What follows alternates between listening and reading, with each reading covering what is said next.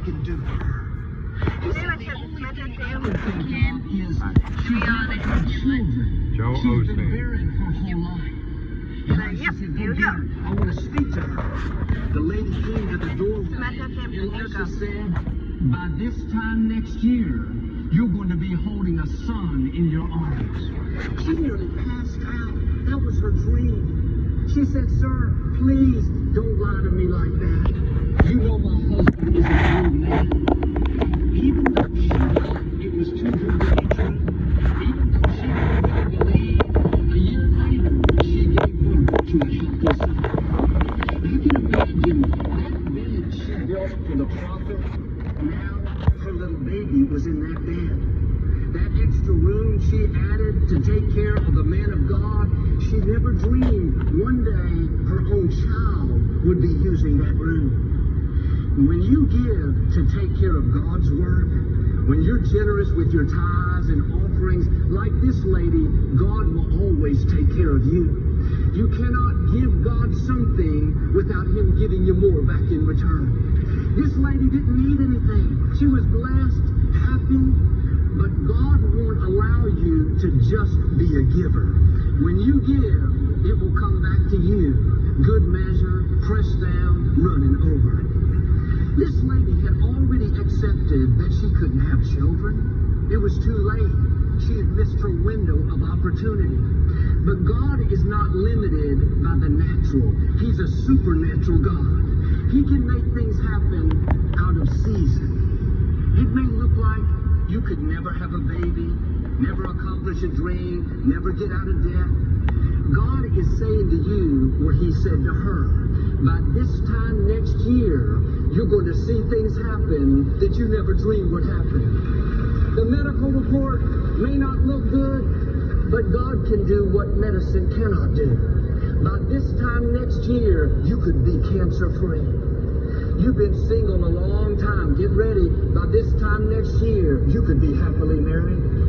Business is slow. Stay encouraged. By this time next year, you could be out of debt. Not me, Joel. You should see my finances. You should see my God. One touch of His favor, one good break, one promotion will put you into overflow. When you hear this, it can sound too good to be true. That's the way this lady felt.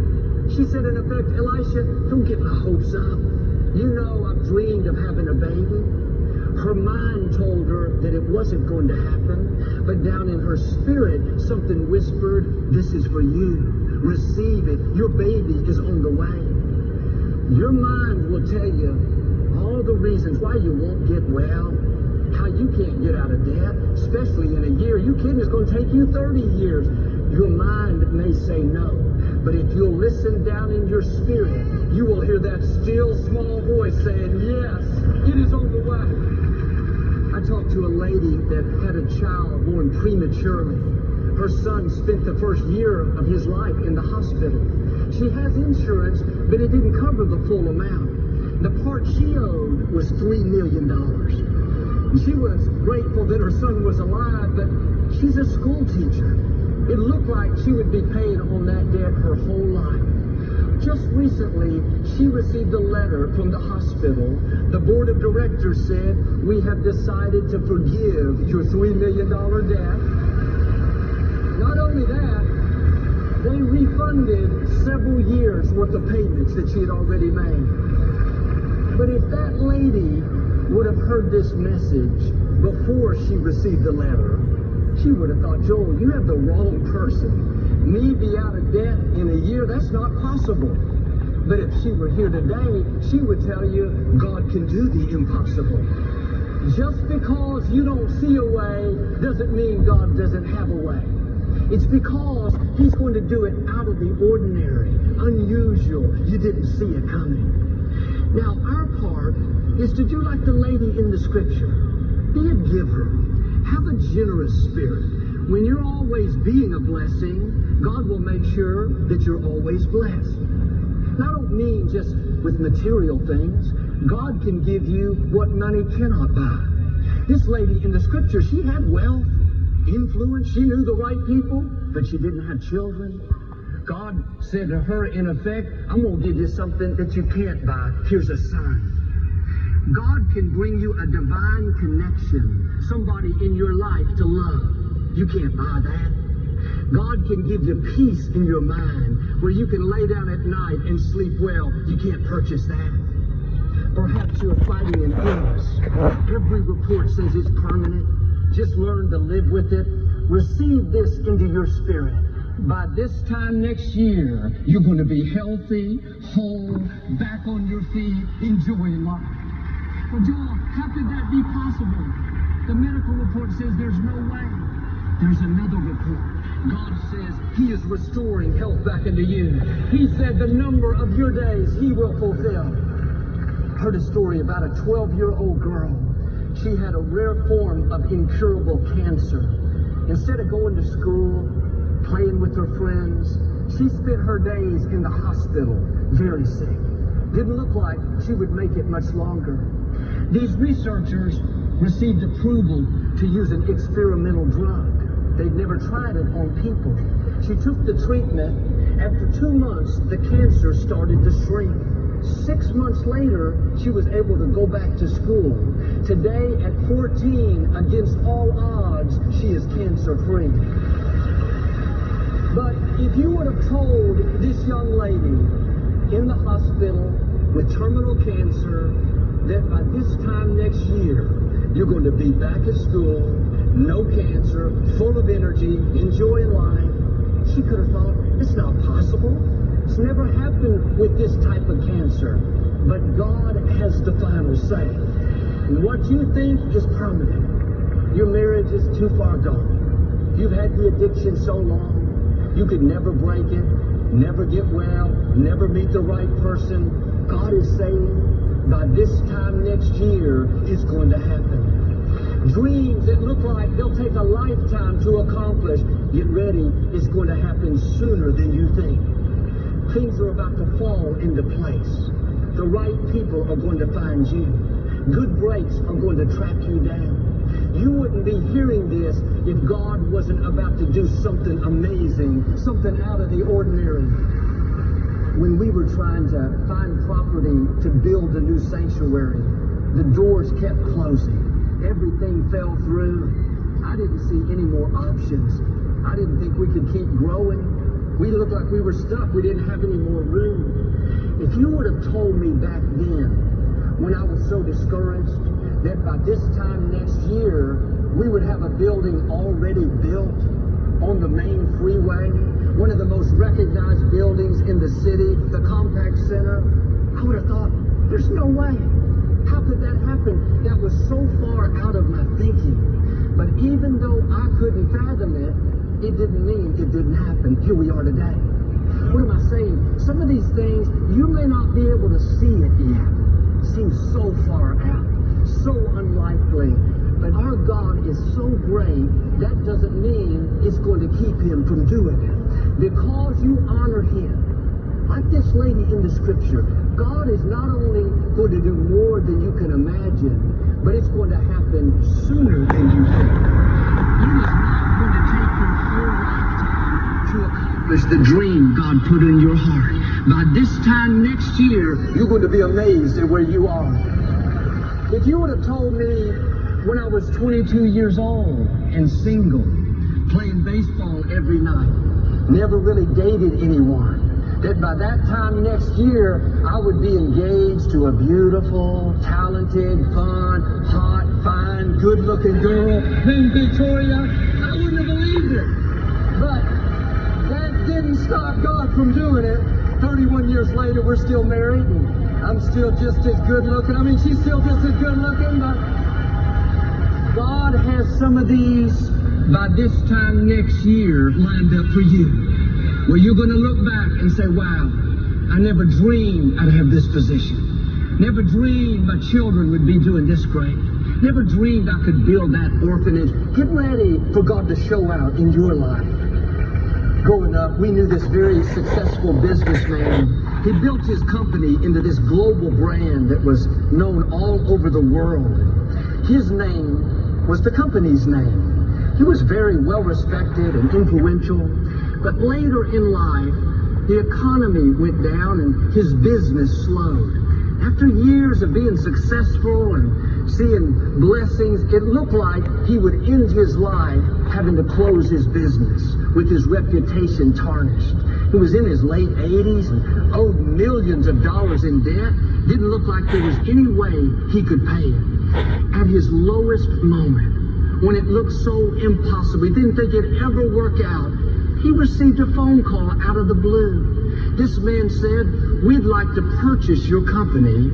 We'll pay off all the debt. We'll renovate all the facilities, and we'll keep your name to honor your legacy." That company spent over $100 million renovating their headquarters.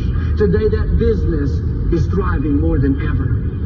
But if you would have told this man in the middle of the downturn, when it seemed so impossible, that by this time next year, you will not only be out of debt, but your business will be flourishing and your legacy will continue on, he couldn't have fathomed it. He never dreamed it would turn out that good. Some of these things that seem so impossible, seem so far out to you, like with him, by this time next year, you're going to be amazed. You couldn't have made it happen. It was the hand of God breathing on your life. Think about Joseph sitting in a prison, betrayed by his brothers, falsely accused by the boss's wife. For 12 years, one bad break after another. There was nothing in his circumstances that looked like he would ever accomplish that dream of ruling a nation. It looked just the opposite. If Joseph would have turned on the television, he could have said, "Joel, I appreciate your encouragement, but I'm in prison. I'm a slave. I had no trial. I have no lawyer. I don't have anyone to stand up for me." He could have been discouraged. I believe deep down, Joseph could hear this still small voice saying, "This is not your destiny. Your time is coming." One day the guard came over and told Joseph that the Pharaoh wanted to see him. Joseph went in and interpreted the Pharaoh's dream. He was so impressed, he made Joseph the prime minister of all of Egypt. You don't need everyone to be for you. You just need the right people to be for you. God has already lined up people in positions of influence that will open doors you couldn't open, bring you opportunity and promotion that you didn't see coming. You don't have to find them like Joseph. They will find you. But if you told Joseph, sitting in prison, after 12 years of bad breaks, injustice, that by this time next year, he was going to be second in command of the nation. Instead of being in prison, he was going to be in charge, respected, admired, with people serving him. He could have thought, "Are you kidding? Do you see these bars I'm behind? Do you realize the boss's wife is against me?" It's one thing to have a man against you, but when you have a lady mad at you and she happens to be married to your boss, you are going to need a miracle. You may be in one of these situations where it seems unfair, like it's never going to turn around. God is saying, by this time next year, it's going to change. By this time next year, you're going to be vindicated, promoted in a position of honor. Why are you worrying? Why are you losing sleep? God is still on the throne. He hasn't forgotten about you. Your time is coming. This looks like a stumbling block that you can't get past. The truth is, it's a stepping stone that's about to take you to a new level of your destiny. In the scripture, a man named Haman worked for the king of Persia. He had a very influential position, but he let it go to his head. People would bow down before him. Everyone, that is, except Mordecai. Mordecai was a relative of Queen Esther. They were Jews. He knew you only bowed down before God.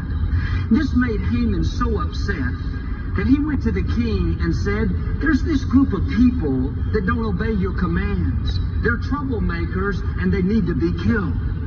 The king issued a decree that on a certain date, you could wipe out all the Jews. But one night, this king couldn't sleep.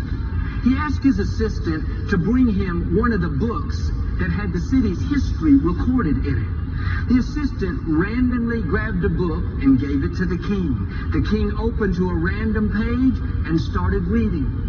Just so happened it talked about a good deed that Mordecai had done for the city. The king was so impressed, the next morning he called Haman in. He said, Haman, what do you think we should do for a man that's done a good deed and has never been recognized by the city? Well, Haman was so arrogant, he thought the king was talking about him. So he played it up real big. He said, King, I think we should put a royal robe on him, have a big parade, march him up and down the streets with someone shouting what a great man he is. The king said, I love that idea. Now go find Mordecai and do just what you said. Queen Esther told the king what Haman was really trying to do. Instead of getting rid of all the Jews, the king got rid of Haman. He reversed the decree and gave Mordecai Haman's position. If you told Mordecai in the middle of the trouble, when it looked like the Jews would be annihilated, that by this time next year, Haman is going to be gone, the king's decree is going to be reversed, and you're going to be in a position of honor, he could have thought, that's too good to be true. How could all that possibly happen? God has ways that we've never thought of. You may be in a difficult situation, people coming against you, finances don't look good, trouble in a relationship. You could be upset, worried. Stay in peace. It is not permanent. Like with Mordecai, by this time next year, it's all going to be turned in your favor. Because you honor God, He's dealing with those enemies. He's fighting your battles. Those people that are trying to stop you are not going to succeed. It looks like they have the upper hand. They have more authority. They may be over you. The good news is our God is over them. He controls the universe. Keep doing the right thing. Don't take matters into your own hands. Let God be your vindicator. And by this time next year, the enemies you see today, you will see no more. By this time next year, what was meant for your harm will be turned to your advantage. Now, Joel, this is encouraging, but I don't see how it can happen to me. Neither did Mordecai. Neither did Joseph. Neither did that 12-year-old girl. You don't have to see how. All you have to do is believe. When you believe, angels go to work. When you believe, forces of darkness are pushed back. When you believe, things begin to change in your favor. I talked to a man that had been in prison since he was 7.